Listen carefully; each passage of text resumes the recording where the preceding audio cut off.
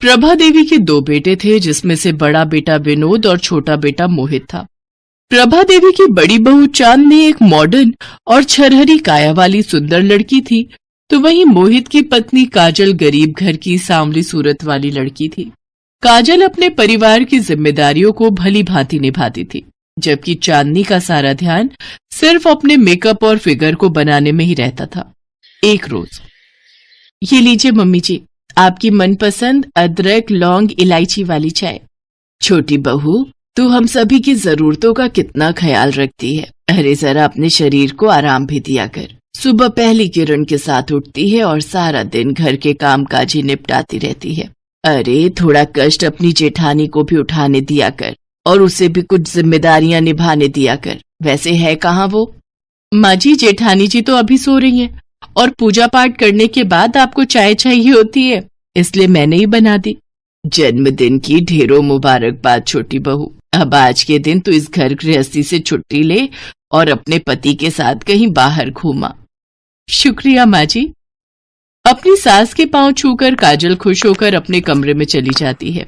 तभी प्रभा देवी भगवान का शुक्रिया अदा करते हुए कहती है, तेरा लाख लाख शुक्र है भगवान, जो तूने मेरी झोली में काजल नाम के इस हीरे को डाला है। तूने मेरे बुझे घर में चंदा का प्रकाश भेजा है छोटी बहू के रूप में, जिसकी रोशनी पूरे घर में फैली हुई है। हाँ, बस मेरी यही दुआ है तुझसे कि इसके जीवन में कभी अंधेरा ना आए। मोहित और काजल का रिश्ता सदा सलामत रहे और इनके बीच कभी कोई खटास ना आए। पीछे खड़ी चांदनी उनकी सारी बातें सुन रही होती है और अपने मन में हंसते हुए कहती है, जितनी दुआएं देनी है इसे दे लो सासू माँ। भले ही ये सारे घर में प्रकाश फैलाए, लेकिन इसकी खुद की जिंदगी में तो अंधेरा ही होगा, क्योंकि इसके चांद की चांदनी तो मैं हूँ। मोहित तो आखिरकार मुझ पर ही लट्टू है। उधर काजल अपने कमरे में मोहित से कहती है, मोहित, आप आज के दिन भी ऑफिस जा रहे हैं? क्यों, आज क्या दिवाली है जो घर पर बैठकर पूजा करूं तुम्हारी, या तुमसे शाहरुख खान की तरह रोमांटिक बातें करूं? Just look at you. काली तो तुम थी ही, अब तो तुम मोटी और भद्दी भी हो गई हो। पता नहीं मेरी किस्मत ही खराब थी जो ऐसी बीवी मेरे पल्ले पड़ गई।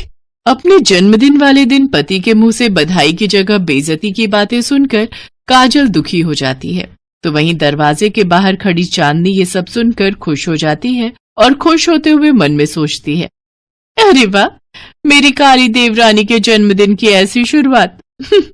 सचमुच सुनकर मजा ही आ गया। अब यही सही समय है आग में घी डालने का। चांदनी उनके कमरे में जाती है। और क्या हुआ मेरे हैंडसम देवर जी? क्यों मेरी सांवली सलोनी देवरानी पर भड़क रहे हैं? जरा कुछ सीखो मेरी भाभी से। शादी के इतने वक्त बाद भी इन्होंने अपने फिगर को कितने अच्छे से मेंटेन करके रखा हुआ है। मोहित, शायद आप भूल रहे हैं कि मैं एक बच्चे की माँ हूँ, और माँ बनने के बाद एक औरत के शरीर में परिवर्तन आते ही हैं। उसकी त्वचा और शरीर में फर्क पड़ जाता है।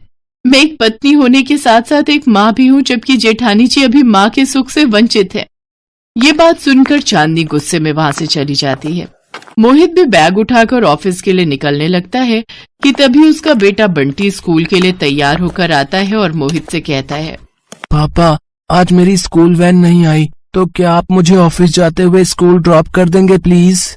बस माँ की तरह बेटा भी मुझे बस परेशानी करने आता है। मुझसे ये सब चोचलेबाजी नहीं होती। चल अब भाग यहाँ से। इसी तरह मोहित अपने बेटे को झिड़कते हुए वहां से चला जाता है।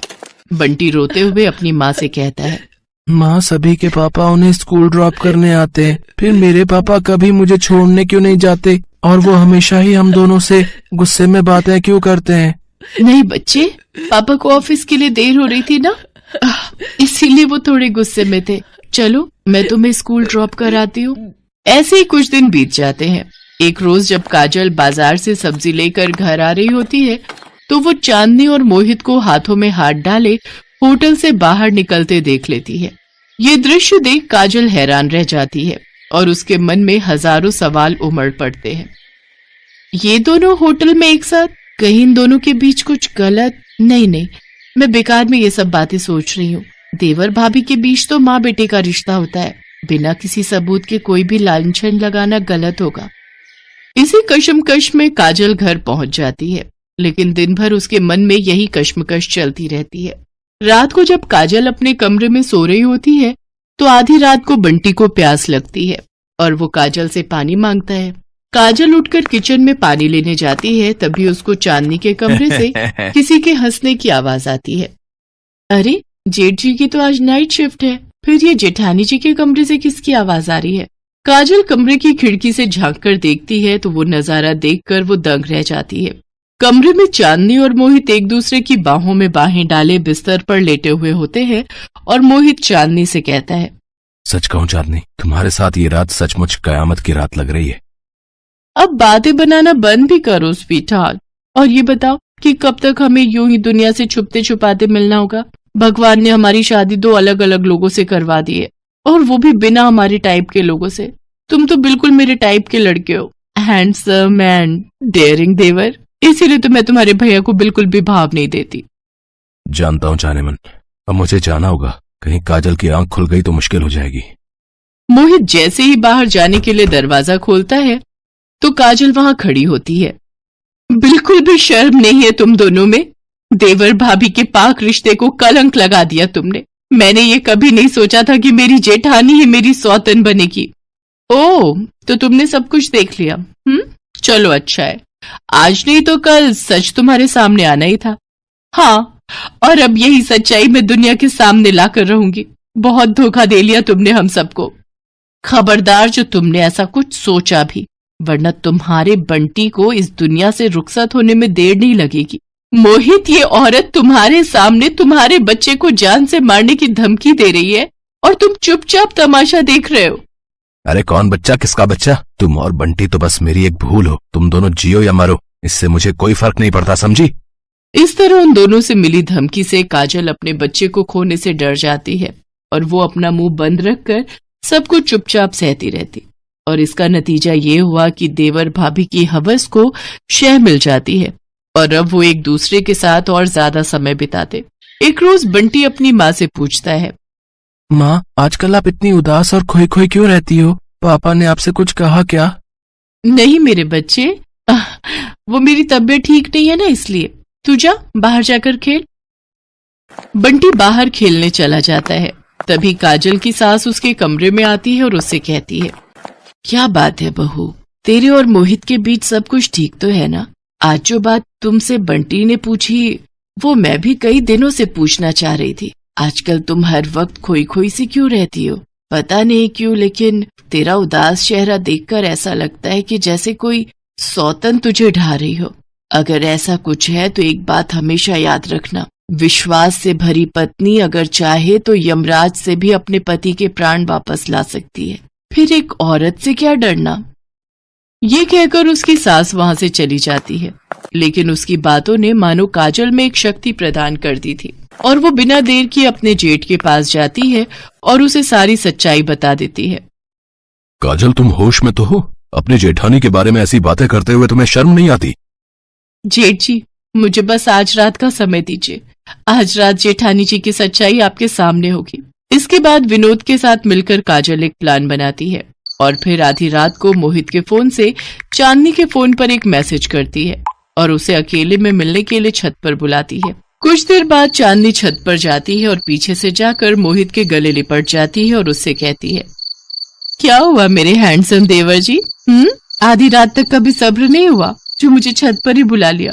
चलो अच्छा है, रोज रोज चारदीवारी में रोमांस करके मैं भी बोर हो गई थी।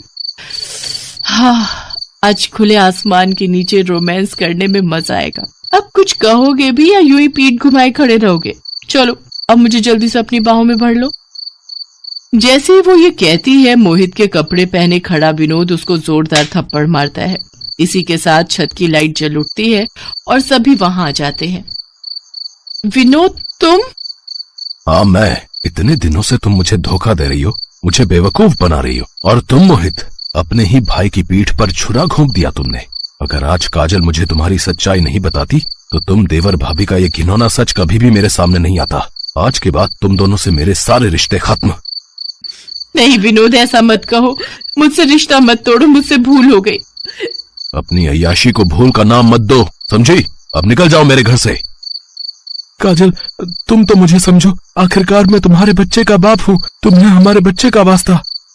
जिस बच्चे को मौत के घाट उतारने की बात कह रहे थे, आप आज उसी का वास्ता दे रहे हो। बंटी बेटा, अपने पापा के पास आओ।